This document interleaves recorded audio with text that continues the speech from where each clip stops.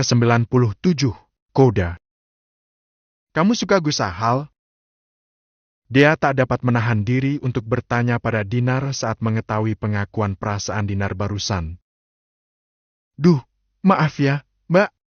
Aku asal ceplas-ceplos saja. Dinar cengengesan saat menyadari pengakuannya barusan ia katakan pada istri dari pria yang dibicarakannya. Sekali lagi maaf ya, Mbak. Soalnya aku lupa kalau Gus Akal itu adalah suami, Mbak. Maaf, banget. Dinar menangkukkan kedua tangannya dan meletakkan di depan wajahnya sebagai tanda permohonannya pada dia.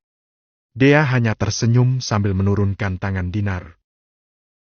Gak apa-apa, santai aja. Dia mengatakan sesuatu yang bertolakan dengan hatinya. Di mulut ia memang mengatakan tidak apa-apa, sedangkan di dalam hati ada rasa khawatir dengan perasaan Dinar untuk Akal. Sebab Dinar memiliki kecantikan yang jauh dari dirinya. Kecantikan Dinar malah nyaris mengalahkan kecantikan Nihel. Menurut dia, Dinar dan Nihel sama-sama cantiknya. Hanya saja Nihel tak berjilbab. Andai kata berjilbab mungkin Nihel masih tak ada tandingnya. Dinar! Panggil dia sambil melanjutkan langkahnya. Iya, Mbak. Apa? Dinar menjawab dengan sekalem mungkin. Sejak kapan kamu menyukai Gus Akal? Sejenak Dinar menghentikan langkahnya. Namun hanya sebentar, selanjutnya kembali mengimbangi langkah dia. Mbak kenapa nanya seperti itu? Mbak ada rasa takut ya? Saat mendengar pengakuanku tadi mengenai perasaanku pada suami, Mbak? Tanya Dinar dengan menahan perasaan tak nyaman pada dia. Enggak, kok. Aku hanya ingin tahu saja. Bukannya kamu pernah bilang pernah satu pondok dengan Gus Akal? Iya, Mbak. Sewaktu kami sama-sama kelas 2 SMA, aku sering melihat Gus Akal saat selalu dihukum. Aku mengaguminya saat pertama kali bertemu. Aku selalu menyempatkan diri pergi ke gerbang pembatas kelas kami hanya untuk melihat Gus Akal dihukum. Entah kesalahan apa yang diperbuat hingga hampir setiap hari aku melihat suami Mbak dulu dihukum. Dinar terkekeh sendiri dengan ceritanya. Sedangkan dia juga mengukir senyum di bibirnya. Ikut terlalu dengan cerita Dinar. Lalu, sekilas dia menoleh ke samping menatap Dinar. Aku nggak pernah tahu, Mbak. Kalau Gus Aka itu ternyata adalah anak dari bibiku sendiri, yaitu Bibi Helwa dan Paman Alan. Oh, ya? Iya, Mbak. Kalau udah tahu mungkin dulu aku akan sering berkunjung ke rumah Bibi dan Paman. Lagi, Dinar terkekeh. Gus Aka itu pernah dapat julukan Pangeran Dingin.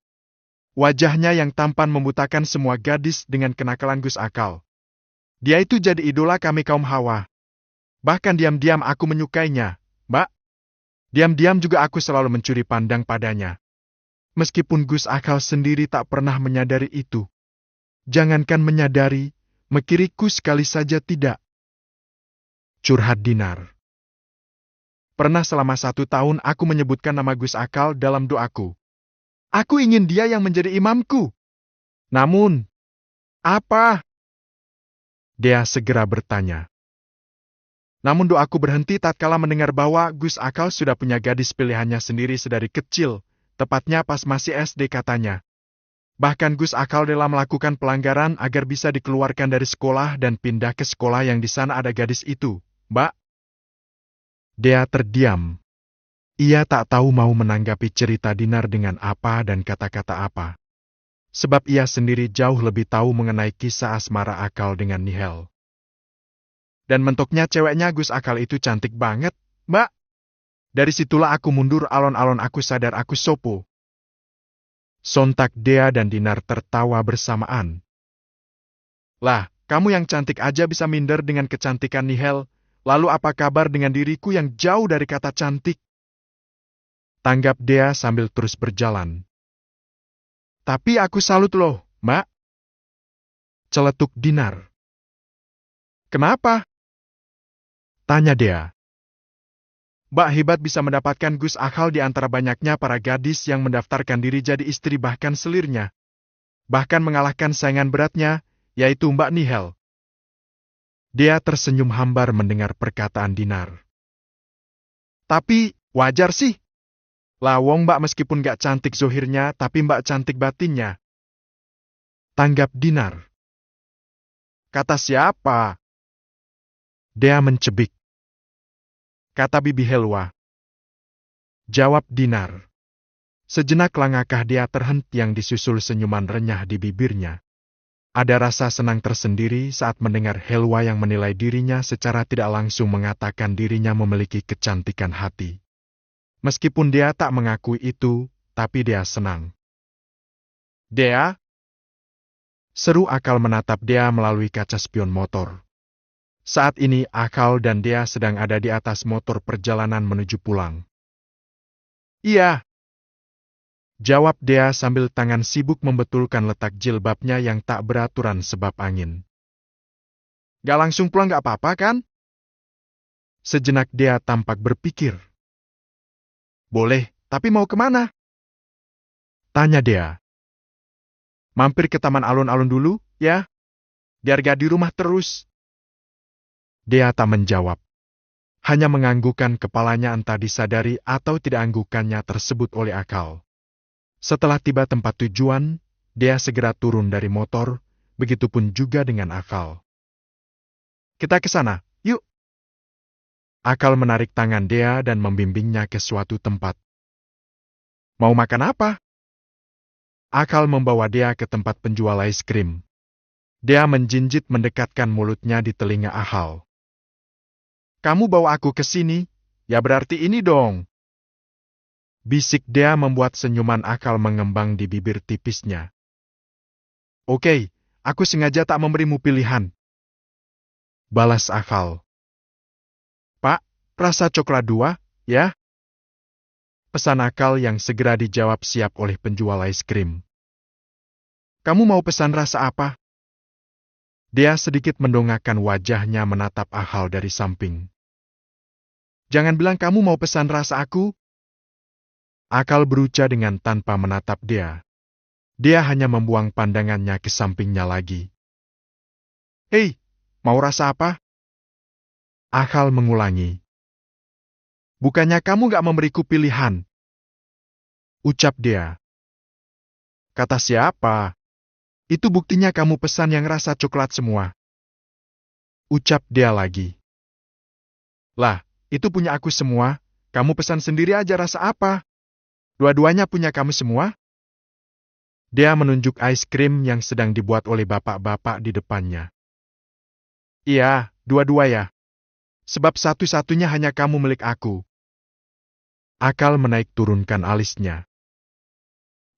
Udah kayak daster bolong-bolong aja. Gombal. Dia mencibir sambil memesan es krim rasa vanila. Kamu suka vanila? Tanya Akal saat dia telah menerima pesanan es krimnya dan mulai memakannya. Iya. Jawab dia sambil melangkah. Sama, dong. Aku coklat. Dia menoleh menatap Akal yang tampak cuek. Aduh. Seru dia saat ada bocah kecil yang menubruk lututnya. Wah, imutnya dirimu, nak. Akal segera menggendong bocah laki-laki yang kira-kira berumur 3 tahunan. Mau es krim? Akal menawarkan es krim satunya yang belum disentuhnya. Bocah imut itu mengangguk. Cium dulu tapi, ya? Akal menunjuk pipi bagian kirinya. Dea, tolong! Pinta Akal. Apa? Akal memberikan HP-nya pada dia. Tolong foto kami. Dia hanya bisa menggelengkan kepala sambil menerima HP Akal. Dia membidikkan kamera tepat saat bocah laki-laki di gendongan Akal mencium pipi Akal. Ah, dia gemas sendiri yang melihatnya. Dea, tolong! Pinta Akal lagi. Apa? Foto sekali lagi. Dia mengangguk. Kali ini Akal mengambil pose dirinya yang mencium pipi gembul bocah yang digendongnya. Sudah? Ujar dia. Akal pun menurunkan anak kecil tersebut dari gendongannya. Makasih, ya. Seru Akal pada anak laki-laki tersebut sebelum akhirnya itu anak berlari kembali pada ibunya. Akal menatap dia yang tengah sibuk memakan es krimnya dengan pandangan lurus ke depan. Dea, tolong! Apalagi? Dea berucap dengan pandangan masih fokus ke depan. Tolong beri aku seperti yang tadi. Dea tiba-tiba terbatuk saat mendengar permintaan Akal. Kamu suka anak-anak? Tanya Dea menatap Akal. Juga suka kamu. Uk. Dea kembali terbatuk-batuk. Ke-98, kemesraan ini janganlah cepat berlalu. Kamu suka banget sih batuk-batuk. Padahal ini masih koda, loh. Akal mengambil es krim Dea dan memakannya. Sontak saja Dea melongo melihat es krim bekasnya dimakan Akal. Aku nggak tega lihat kamu batuk-batuk. Ucap Akal sambil menjilati es krim. Jadi aku makan aja, lanjut lagi tampak cuek sambil melangkah pergi. Dea pun menyusul mengikuti langkah Akal. Mau kemana lagi nih? Tanya Dea yang kini sudah berjalan bersisian dengan Aval. Apa? Ya. Akal tanpa berpikir. Main, yuk. Ajak Akal dengan masih sibuk menjilati es krimnya. Main apa? Entah. Apa kira-kira yang seru? Dea mengedikkan bahu. Aku nggak tahu. Aku nggak pernah yang namanya main permainan. Kalau mainin hati. Pertanyaan Akal membuat Dea mengangkat wajahnya menatap Akal dari samping. Nggak pernah juga. Yang pernah apa? Sakit hati. Kali ini Akal yang sedikit menundukkan wajahnya menatap Dea. Itu yang paling sering aku rasakan. Sambung Dea lagi. Oleh siapa? Bukannya kamu bilang gak pernah dekat dengan laki-laki. Kalau Arfan, kayaknya gak mungkin. Meskipun dia buruk, aku tahu dia pria yang setia. Laku terakhir kau kenal dengan seorang pria adalah aku. Yaitu orangnya. Sahut Dea cepat dengan pandangan masih fokus ke jalan. Akal kembali menatap Dea sambil terus berjalan. Sesaat tak ada kata yang terucap dari Dea maupun Akal. Mulai sejak kapan? Pertanyaan Akal memecah keheningan. Apanya? Kau suka aku? Aku gak bilang suka. Tapi sakit hati. Sakit hati tak akan ada jika rasa suka pada lawan jenis itu tak hadir terlebih dahulu, Dea. Tapi aku, tak usah memungkiri apapun. Kamu malu mengakuinya. Pada aku sendiri sudah belak-belakan bilang kalau aku suka kamu, sayang kamu, dan cinta kamu. Dea menatap Akal lekat, seolah mencari kebenaran dalam omongan Akal barusan yang didengarnya. Gak usah mencari bukti dengan menatap wajahku. Sebab bukti tak ada di sana. Yang ada hanya ketampanan yang akan membuatmu semakin terpesona padaku jika kau terus-terusin menatapku. Akal berucap tanpa menatap Dea. Pede. Dea mencebik. Kamu bilang pede. Emang kamu tahu apa arti pede? Percaya diri. Sahut Dea cepat. Salah? Terus apa? Pengen dedak. Setelah berucap, Akal semakin mempercepat langkahnya menuju motornya terparkir. Ayo kita pulang. Akal sedikit berteriak pada Dea yang tertinggal sedikit jauh di belakang. Akal memarkirkan motornya tepat di bangunan bengkel miliknya. Kamu gak keberatan, kan? Aku bawa ke sini. Akal menoleh ke belakang setelah melepas helmnya. Dea tersenyum. Enggak, kok. Gantian Akal yang tersenyum mendengar jawaban Dea. Selanjutnya Akal menarik tangan Dea dan membawanya masuk. Kok tumben bengkel sepi? Dea menatap bengkel yang ditutup. Iya, sengaja diliburkan. Jawab Akal sambil terus menuntun tangan Dea. Kenapa? Biar sepi?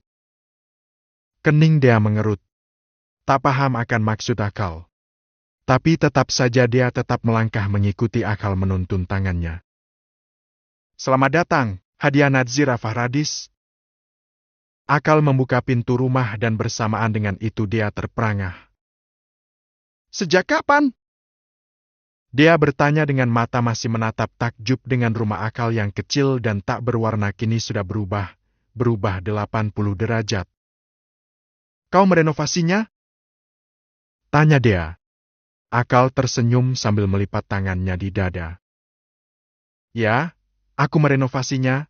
Siapa tahu setelah rumah ini diwarnai dan dibuat semewah mungkin meskipun kecil bisa membuatmu betah aku ajak tinggal di sini. Akal menatap keadaan dalam rumah yang sudah jauh dari sebelumnya. Ada lagi yang ingin aku tunjukkan padamu, Dea? Akal menatap Dea. Apa? Dea membalas tatapan Akal. Ikut aku. Akal kembali menarik tangan Dea. Membawa Dea ke suatu ruangan. Ceklek. Akal membuka pintu kamar. Awalnya Dea tak bereaksi apa-apa.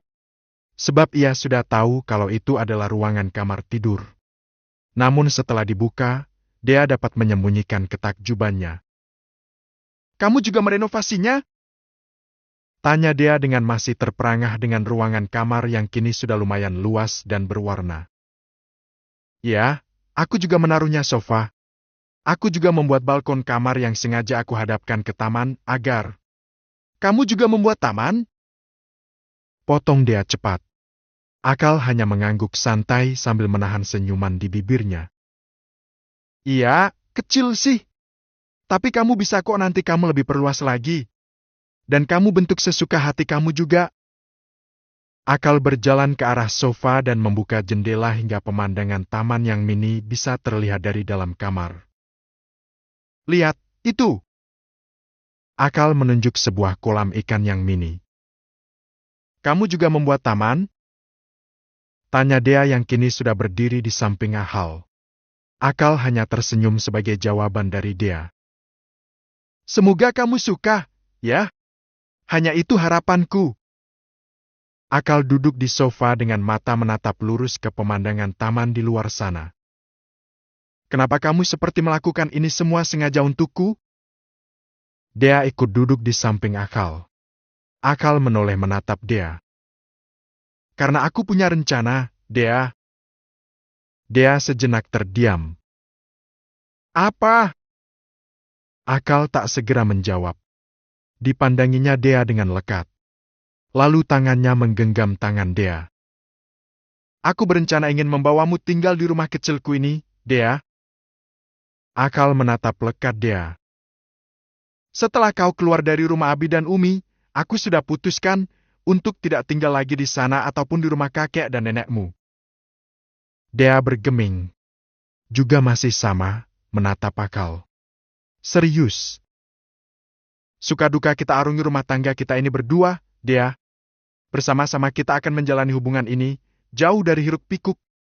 Bukannya kau satu-satunya putra Abu dan Umi, lalu bagaimana yayasa yang Abi punya? Bukannya biasanya akan diturunkan pada putranya.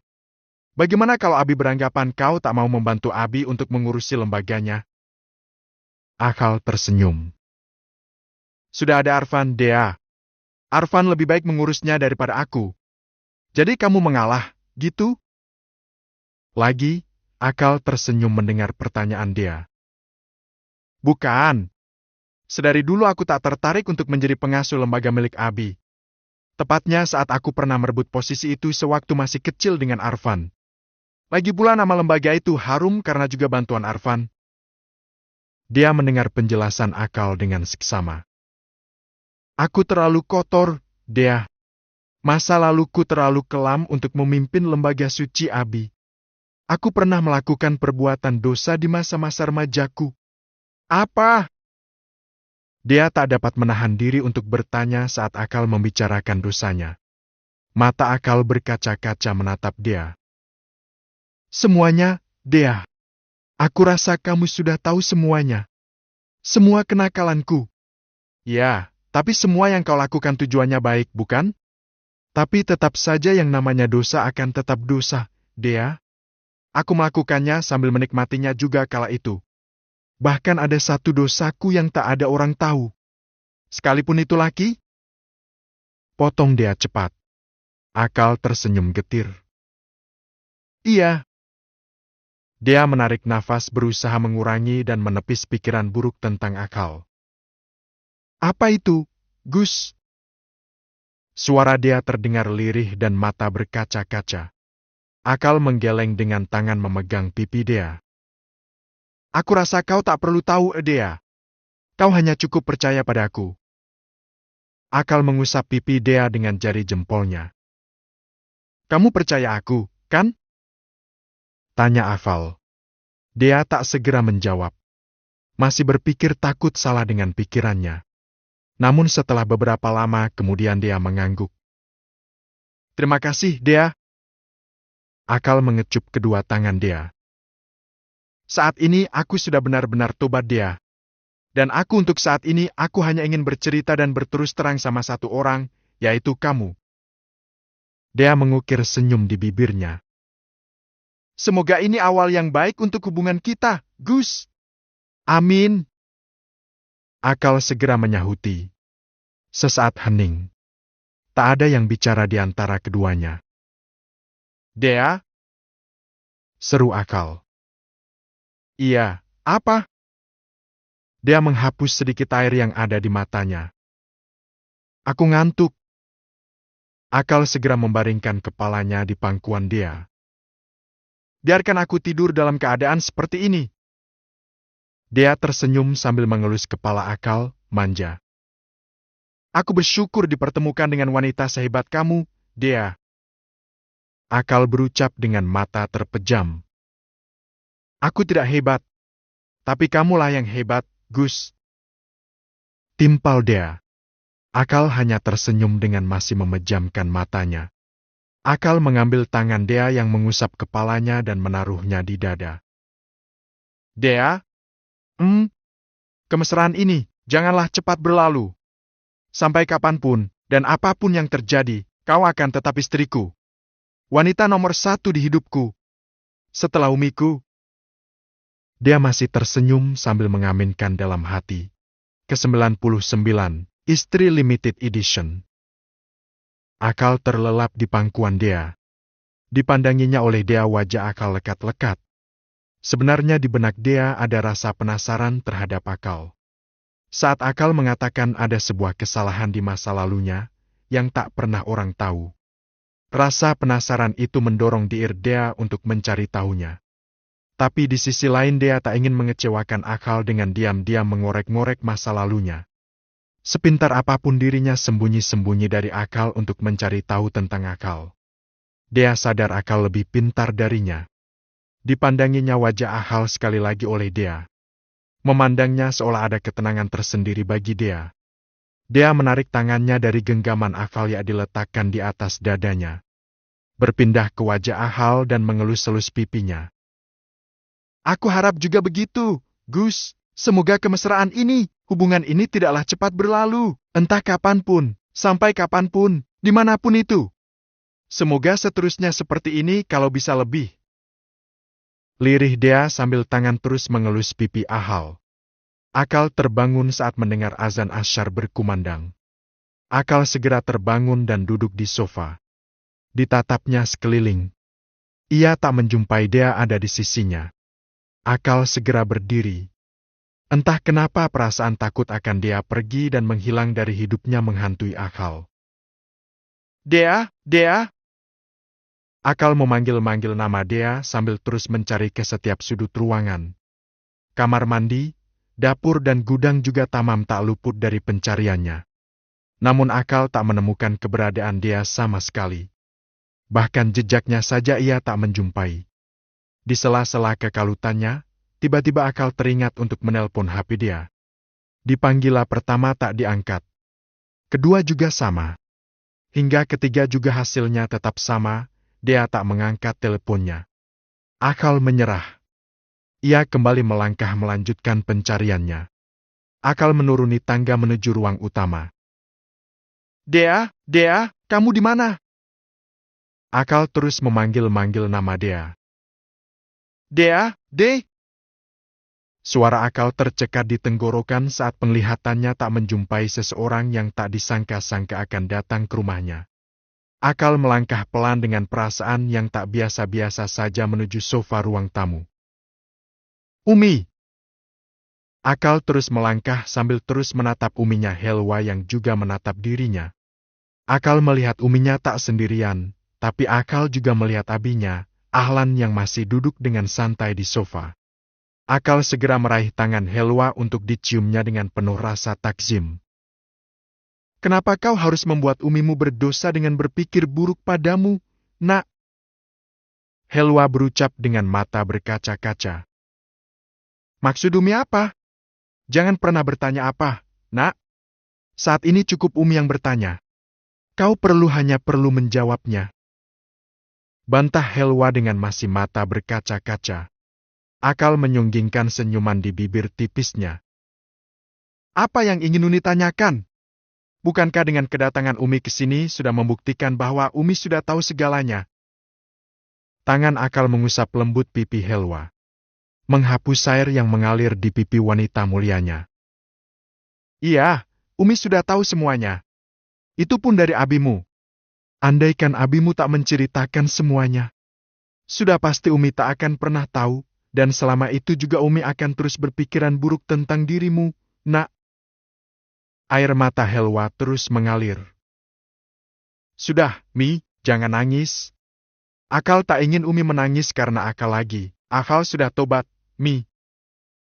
Akal meraih kedua tangan Helwa dan mengecupnya.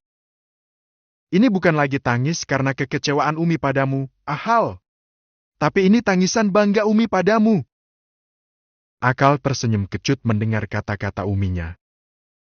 Apanya yang patut dibanggakan dari diri Akal ini, Umi? Ya, kamu memang tak patut dibanggakan. Tapi patut diacungi jempol.